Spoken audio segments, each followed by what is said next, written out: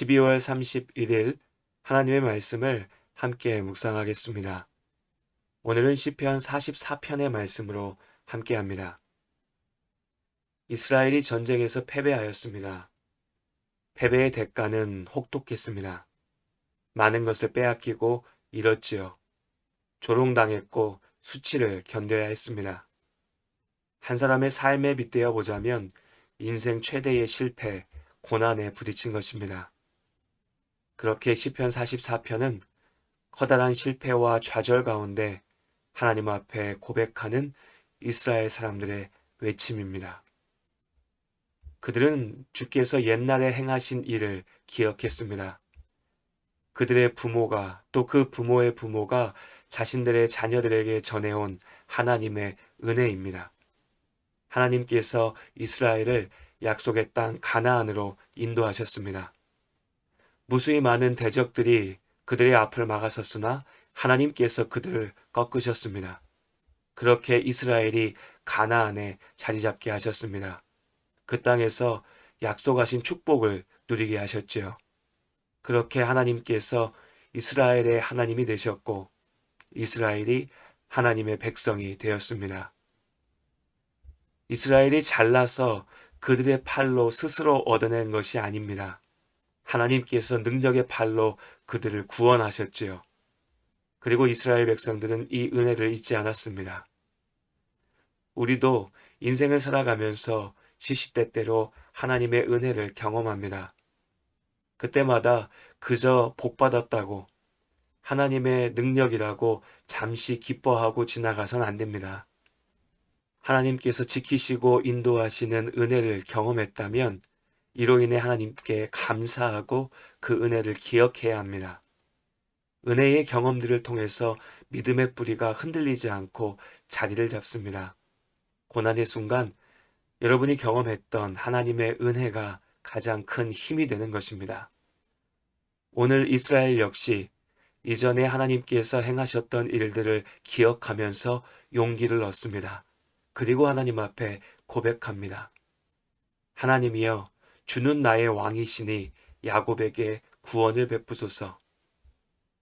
이스라엘의 아버지들을 가나안으로 이끄셨던 하나님께서 이제 이스라엘 역시 지키실 것입니다. 그렇게 원수들에게 공격을 받고 실패와 좌절에서 눈물을 흘리는 순간에도 하나님을 기억합니다. 이스라엘의 조상들이 가나안에 들어올 수 있었던 것은 오로지 하나님의 도우심이 있었기 때문입니다. 이제 고통의 순간 이스라엘은 자신들의 활과 칼이 아니라 오직 하나님을 의지합니다. 이것이 이스라엘이 광야에서 배운 것입니다. 가나안에 살며 잊지 말고 다음 세대에게 전하라고 하셨던 하나님의 말씀입니다. 오직 하나님을 의지한다라고 하는 것은 결코 무책임한 의존이 아닙니다. 나는 손 놓고 앉아서 하나님께서 알아서 해주시겠지라고 입으로만 떠드는 것은 결코 참된 믿음이 아니죠. 하나님의 약속을 굳게 믿기 때문에 하나님을 의지하는 것입니다. 나의 최선을 다하지만 결코 스스로 삶의 주인이 될 수 없다는 인간의 우리의 한계를 겸손하게 인정하기 때문에 세상의 주인이 되시는 하나님의 능력의 팔을 붙잡는 것입니다. 오직 하나님의 도우심을 구하는 자만이 또한 하나님께 감사하고 하나님을 자랑할 수 있습니다. 우리도 또한 고난 속에서 하나님의 약속을 믿기에 하나님만 의지하며 주님 안에서 길을 찾습니다. 그런데 때로는 이렇게 하나님을 온전히 의지하기에 하나님을 믿기에 더 아플 때가 있습니다. 하나님께서 내 삶의 주인이심을 온전히 믿기 때문에 더 괴로울 때가 있지요. 오늘 시편 44편 9절의 고백처럼 말입니다.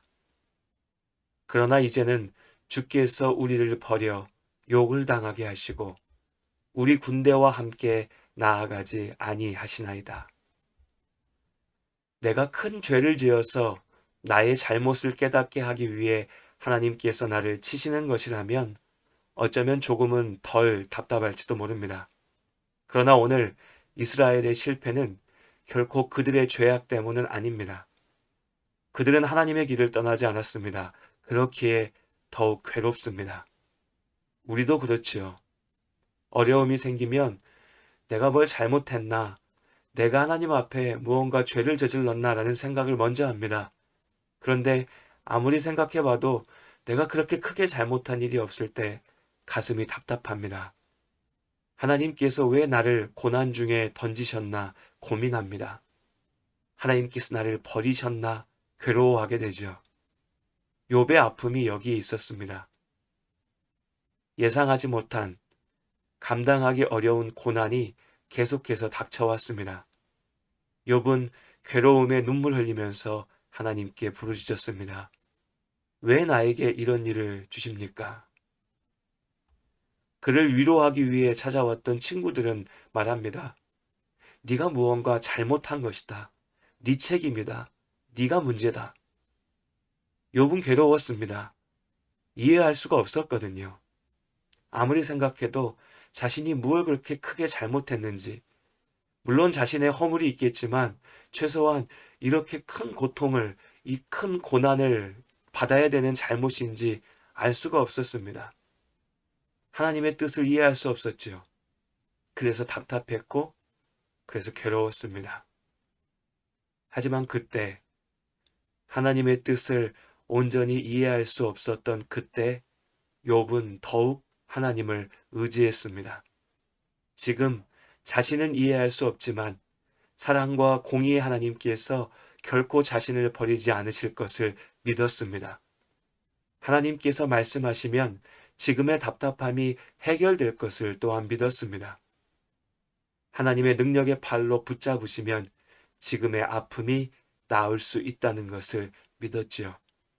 그렇게 욥은 끝까지 주의 이름을 불렀습니다. 그리고 하나님께서 욥의 기도에 답하셨지요.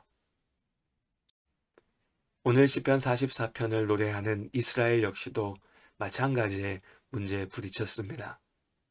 그들 역시 답답했지요. 괴로웠습니다. 그러나 그들은 멈추지 않았습니다. 포기하지 않았습니다. 하나님 앞에 기도했습니다. 하나님의 도우심을 구합니다. 일어나 우리를 도우소서. 주의 인자하심으로 말미암아 우리를 구원하소서.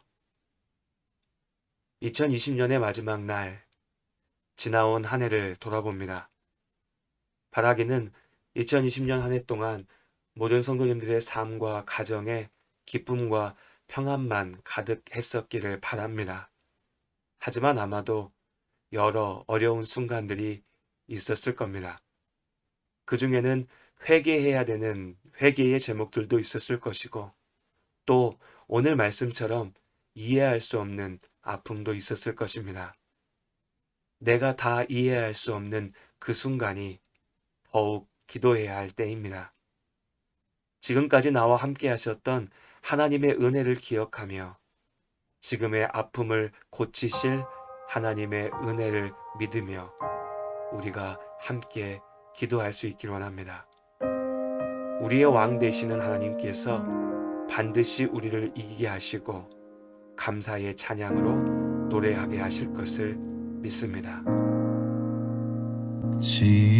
지금까지 지내온 것 주의 크신 은혜라. 한이 없는 주의 사랑 어찌 이루 말하랴. 자나깨나 주의 손이 항상 살펴주시고 모든 일을 주 안에서 형통하게 하시네. 몸도 마음도 연약하나 새 힘 받아 살았네.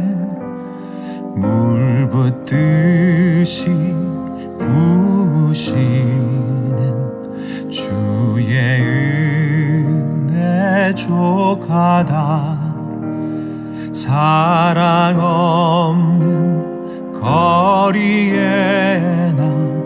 험한 산길 헤맬 때 주의 손을 굳게 잡고 찬송하며 가리라 주님 다시 뵈올 날이 날로